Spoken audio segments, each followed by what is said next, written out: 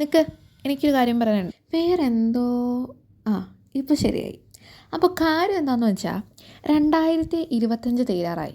ദേ ഇന്നും കൂടെ കഴിഞ്ഞാൽ 2026 എൻ്റെ ജീവിതത്തിൽ എന്നിട്ട് ഞാൻ എന്തെങ്കിലും നേടിയോ? ഇല്ല.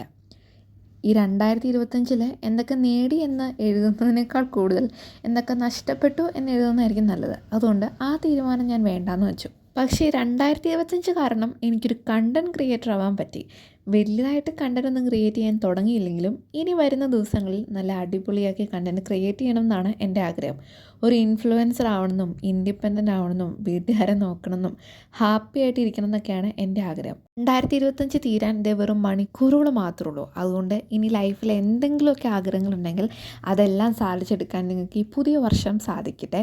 അപ്പോൾ ഈ പുതിയ വർഷം എൻ്റെ കൂടെ നിങ്ങളും കാണണം. അപ്പോൾ ഇന്നത്തേക്ക് ഇത്രേ ഉള്ളൂ. ഇനി നാളെ പുതിയ വർഷത്തിൽ കാണാം. Bye bye.